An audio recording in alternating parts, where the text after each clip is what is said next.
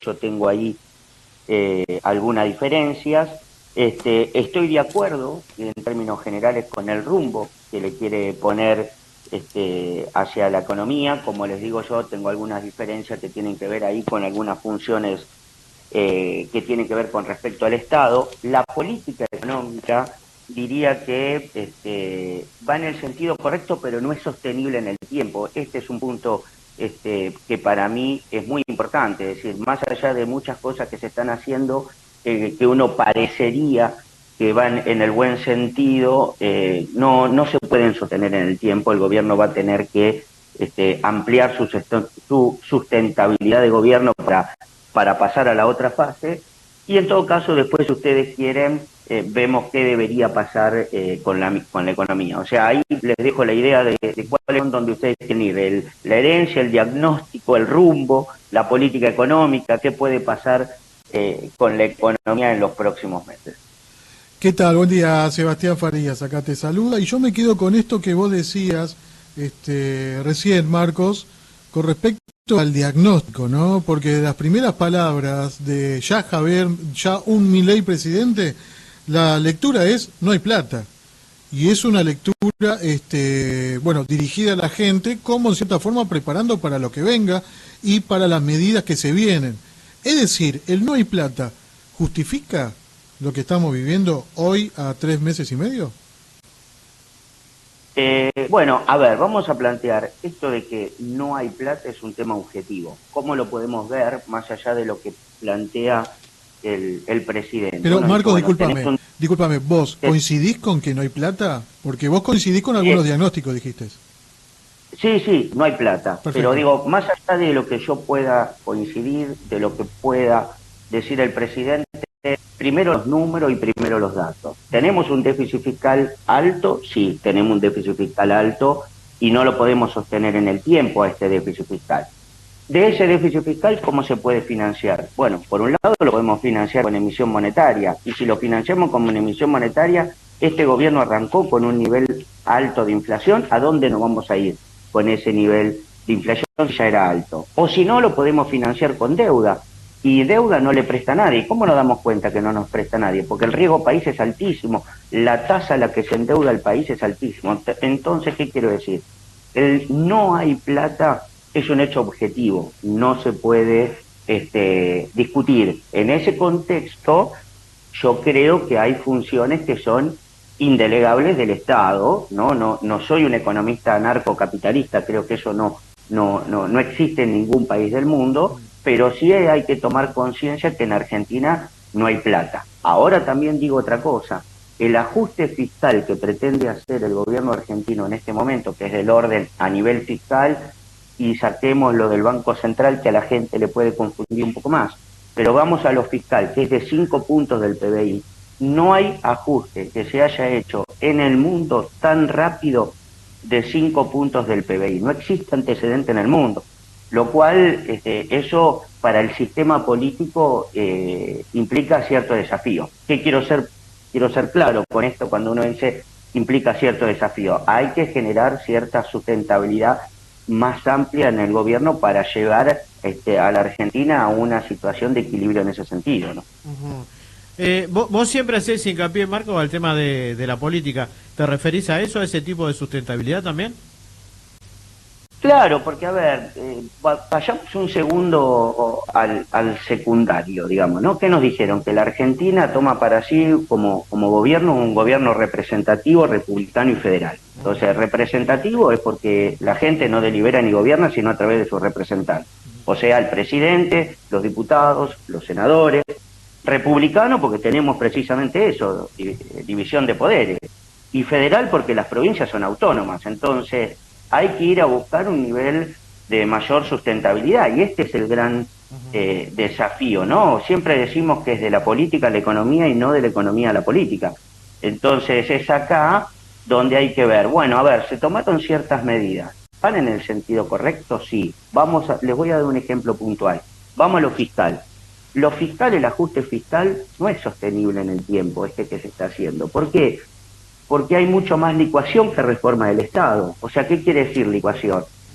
Generó un golpe inflacionario alto, que hasta les diría que podía haber sido inevitable, pero las jubilaciones no lo acompañaron. Entonces, le estoy licuando, le estoy bajando el gasto público en términos de poder adquisitivo de los salarios, pero eso es insostenible en el tiempo.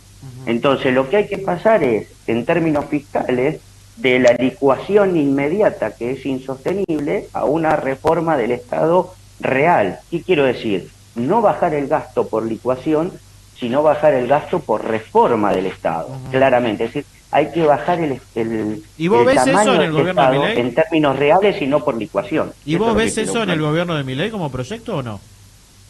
¿Cómo, perdón? Si vos ves eso en el gobierno de Milei como proyecto. Bueno, todos los que están alrededor de Milei se lo está planteando, de internamente y externamente. El Fondo Monetario de alguna manera le está diciendo eso, le está diciendo, miren que el ajuste fiscal no puede caer sobre sectores vulnerables como las jubilaciones.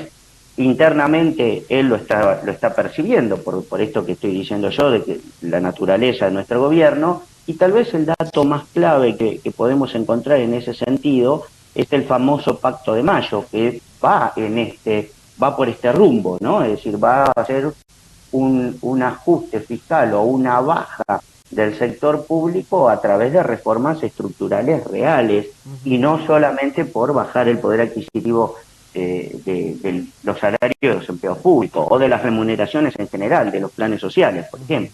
Marcos, ¿y qué pasa con la inflación? Porque por ahí le escuchaba y leía de Milei de que festejaría si la inflación de febrero no sobrepasa el 15%. ¿Es realmente una buena noticia para la Argentina tener esa inflación del 15%? En este contexto, digo, ¿no? Y bueno, es exactamente lo que iba a decir lo que vos estás planteando. En este contexto, claramente es una buena noticia, ¿no? Peor hubiera sido arrancar en diciembre con 25, en enero con 30, en febrero con 40. No, arrancamos en diciembre con 25, en enero con 20,6, en febrero ahí está no se sabe bien si 15, 16 o menos de eso, pero considero que la inflación de los meses que van a venir, marzo y abril, todavía va a ser alta, por varios motivos.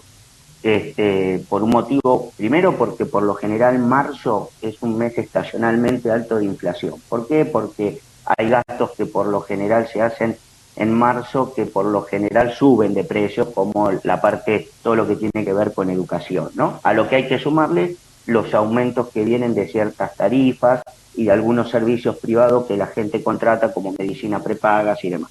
Entonces, ¿está bien la inflación? La tendencia sí. ¿Se va a mantener esta tendencia? Creo que sí, pero no creo que vaya a haber una baja sustancial en lo inmediato. Pero bueno, voy a decir algo que la gente lo debe percibir: la moneda está en el aire, ¿no? Entonces, todos los días hay que analizar la economía argentina para ir viendo si esta tendencia se puede sostener o no en el tiempo, ¿no? Marcos, a la necesidad de llevar adelante este cambio estructural, como decís vos, bueno, a mitad de camino quedó en un principio el DNU, ¿no? De Javier Milei, esta ley de principios de bases para la construcción de un nuevo país, que incluía muchas cuestiones o muchos detalles sensibles para un sector amplio de la sociedad, como por ejemplo reforma laboral, ¿no? ¿A vos te parece que es necesario volver a reflotar este proyecto, volver a discutir esas cuestiones, incluyendo además todo lo referido a ganancias que tanto discuten también los gobernadores? ¿Hay que volver a discutir esto? Y hay que volver a discutir todo. Y hay que volver a discutir todo con un marco institucional claro. Arrancar con las provincias, y ahora se arranca con las provincias y el partido pasa a jugarse en el poder legislativo. Nos guste o no nos guste, esta es la forma que tiene la Argentina para gobernar, y este es el desafío que hay que pasar. Vuelvo a repetir, hasta ahora hubo mucho más licuación y motosierra que reformas estructurales. Lo que necesita el país es reformas estructurales, lo cual les estoy dando una respuesta a una pregunta que no me hicieron, pero va por un andarivel al costado y surge, es si un gobierno puede un poder ejecutivo puede gobernar a espalda del Congreso. Y la verdad que no, por la naturaleza de nuestro gobierno y por las reformas necesarias que hay que hacer. No quiero escapar a tu pregunta puntual sobre la reforma laboral. La Argentina necesita una reforma laboral, claramente. Tenemos una tragedia laboral. El empleo privado no se mueve. Y si el empleo privado no se mueve, claramente ahí tenemos un problema. Pero como alguna vez le he dicho a ustedes, y seguramente ustedes van a compartir, porque son hasta las reuniones que uno tiene de café con amigos, los fines de semana o con familiares, uno por ahí escucha, con algún pequeño, en este momento más raro, ¿no? Pero escucha con algún pequeño empresario, con el que tiene un supermercadito, con el que tiene una panadería, y uno le dice, che, si te fuera bien, ¿tomarías un empleo más? ¿Y cuál es la respuesta? La respuesta es que no. Ni loco. Porque, ni loco. Bueno, entonces, eso también, hay ahí una cuestión objetiva, no importa lo que dice Marcos Ochoa, no importa lo que dice el presidente Milei, es lo que dice, es lo que se ve en la calle. Se necesita una reforma del Estado, claro, una reforma laboral, y del Estado también, obviamente, pero digo, ahí ustedes convendrán conmigo que, bueno, uno tira un título de reforma laboral y hay muchos problemas para ponerse de acuerdo, pero hay que ir a una reforma laboral y hay que ir a una reforma del Estado, sin lugar a dudas, ¿no? Marcos, tenemos preguntas de los oyentes. Tenemos nosotros varias para hacerte, pero bueno, sabemos que también el tiempo es corto y vos muy gentilmente nos estás atendiendo. Por ejemplo, pregunta acá, Fabio dice, pregunta si el gobierno está emitiendo y si dice que no, ¿con qué compra dólares? Pregunta. Bueno, esa es una buena pregunta y ahí me lleva a otra situación de explicar que ya expliqué más o menos por lo que yo creo que la política fiscal es insostenible, ¿no? Porque hay mucha motosierra y licuación y no reforma del Estado. Ahora vamos a lo monetario, que es esta pregunta de Fabio. Bueno, ahí lo que estamos viendo es que el gobierno, naturalmente, hay varias formas por las cuales el Banco Central emite. El Banco Central puede emitir, por ejemplo, precisamente para financiar al fisco, que estamos viendo que eso no está pasando. Pero claramente, ¿contra qué compra dólares el Banco Central? Cada vez que compra un dólar, como contrapartida emite pesos. Claro. Y esa es una fuente de emisión monetaria.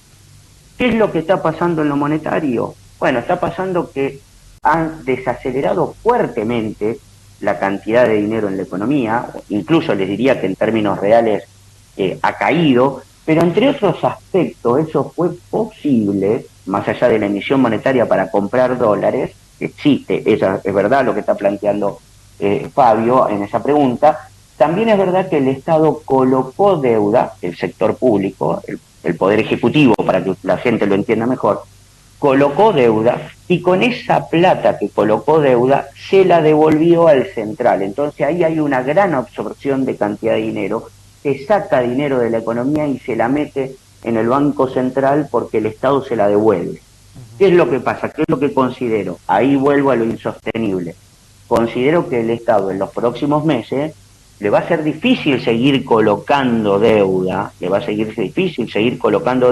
para darle esos pesos al Banco Central. Y ahí hay otra parte que también nos lleva a esa buena pregunta de Fabio, a una cuestión de que lo monetario también parece insostenible, porque si yo no puedo colocar deuda ahora, y entonces no voy a poder absorber la emisión monetaria que voy a tener, por ejemplo, para comprar dólares, va a aumentar, aunque no va a ser significativa como para generar un nivel inflacionario importante, ¿no? Porque entre otras cosas de lo que sí comparto con el gobierno como diagnóstico es que la inflación en el largo plazo es un fenómeno monetario. Entonces, si uno deja de emitir, la inflación en el tiempo va a bajar. Y en ese tiempo es donde hay una gran discusión, 1 año y medio a 2 años. Marcos, acá pregunta Néstor, ¿por qué existe la inflación en dólares? Bueno, existe la inflación en dólares, buena pregunta, ¿cómo vamos a explicar qué es la inflación en dólares de alguna manera? La inflación en dólares se explica de esta manera. Si yo, por ejemplo, los precios suben 30%, pero el tipo de cambio se mantiene estable, el dólar se mantiene estable, bueno, entonces quiere decir que tengo una inflación en 30% en dólares. ¿Se entiende esto que estoy diciendo? O sea, si por ejemplo un producto pasa de 1.000 a 1.300, que es aumentar 30%, si el dólar permaneció estable, ese producto vale más en dólares ahora, ¿no? Porque el tipo de cambio permaneció estable. Bueno, eso pasa porque hubo no hubo mucha gente, hubo una parte en algún momento de la economía, y todos nosotros lo sabemos, por las cotizaciones que había en el tipo de cambio blue, por las cotizaciones que había en los tipos de cambio alternativos, que la gente compraba dólares. Bueno, hoy estamos en una etapa recesiva muy significativa, y esa gente y esas empresas que en algún momento compraron dólares, hoy los están vendiendo. Y entonces, ¿eso qué está pasando? Lo que está pasando es que los tipos de cambio, como nosotros vemos, el blue, que es el tipo de cambio informal, los tipos de cambio financieros, que no sé, el contado con liqui o el MED, esos tipos de cambio han bajado, pero la inflación sigue, y es por eso que estamos teniendo inflación en dólares. Y nos lleva a algo lateral, también a otra política que me considero yo que es insostenible. Buena pregunta. ¿Quién era la persona cómo se llamaba la persona Néstor. que preguntó recién? Néstor. Néstor. Néstor, buena pregunta la de Néstor, y nos lleva a otra cosa que yo creo que es insostenible a partir de la pregunta de Néstor, es que los tipos de cambio se mantengan en estos niveles y la inflación sea elevada. Yo creo que entre fines de marzo y principios de abril, el tipo de cambio oficial, ¿no? El tipo de cambio oficial, no los paralelos, va a tener que ir devaluándose. Ujú. Ahora te hago la última pregunta, ya que todas son preguntas inteligentes, no puedo quedarme afuera, don Molina. No, seguro. Te pongo a prueba, Marcos. La última, para finalizar. ¿Qué hago? ¿Dónde pongo la guitarra? ¿La sacamos al colchón? ¿Dónde pongo el resto? El resto que me queda, que son, ¿no? Chauchancha, más o menos, un poquito. Me parece que se cortó. A ver, me pareció que se había cortado. A ver, primero ustedes saben que yo recomendaciones financieras no hago. Primero ¿no? Ponerse, ¿no? No soy, pero porque es todo otro expertise, ¿no? Decir, es todo saber administración de carteras, es algo que no es mi especialidad. Pero si ustedes me preguntan a mí, yo le diría, bueno, para aquella gente que maneja el dinero en el día a día, ¿no? Que no es la persona que tiene ni $10.000 ni $1.000, que después si quieren hablamos algo de eso, esas personas en el día a día, y lo mejor es comprar los productos que por lo general van a seguir comportándose con la inflación. O sea, si me sobra muy poco dinero y yo sé que voy a seguir comprando determinado tipo de alimentos, para dar un ejemplo, que son no perecederos, bueno, iría por ese lado, digamos, ¿no? Entonces, a lo que es muy, muy pequeño, iría por ese tipo de cosas.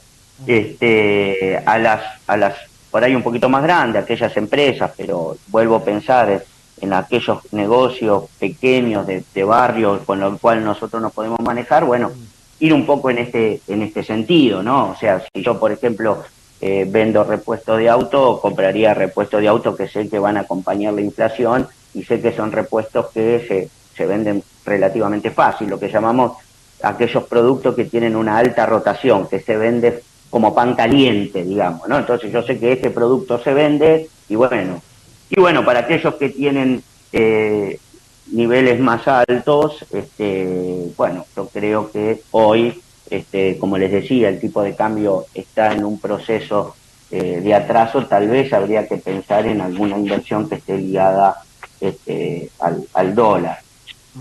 Sobre todo si uno lo mira en el largo plazo, ¿no? También es una pregunta desafiante la tuya, porque sobre todo es un tema, en mi caso, que yo no es mi expertise, decir, por ejemplo, comprar una empresa en lugar de otra, comprar un bono, tal bono, y no un bono SERP con un bono en dólares. Esa no es mi expertise. Yo sigo el análisis económico, y entonces para mí es un desafío grande esa pregunta, ¿no? No, pero a todo esto yo veo que el dólar está bajando un poquito y uno se entusiasma, ¿no? Bueno, por eso, yo creo, vuelvo a repetir, yo creo que el tipo de cambio está en un proceso de que se está atrasando, ¿no? El gobierno plantea, como dentro de su política económica, devaluar un 2% por mes, que fue lo que se devaluó en el último mes. Esa política es insostenible con estos niveles de inflación, que ya se acumuló y con los niveles de inflación aún bajando y aceptando cierta tendencia a la baja, que no percibo en los próximos 2-3 meses un desplome de la inflación, ¿no? Por ahí Se cortó ahí en el final, me parece, ¿eh? Pero bueno, ya estaba redondeando, me parece, ¿eh? ¿Le quedó claro la pregunta? Ahí volvió. Marcos, ¿nos escuchás? Volvió. ¿Marcos? Bueno, si no, nos escucha Ahí está, me parece. ¿Me escuchás, Marcos? La última vez probamos. ¿Marcos? Se escucha mal, pero bueno, te despedimos, Marcos, la verdad. Muy completo. Sí, como siempre. hola. ¿Nos escuchás, Marcos? Sí, yo te escucho. Bueno, te estábamos despidiendo y agradecerte por tu tiempo. Bueno, dale, gracias. Abrazo grande. A usted. Bueno, ahí lo teníamos, a Marcos Ochoa, nuestro analista en economía. ¿Cómo sabe? Sí, sabe un montonazo. Sabe un pedazo. Sí, y me gustó la gente que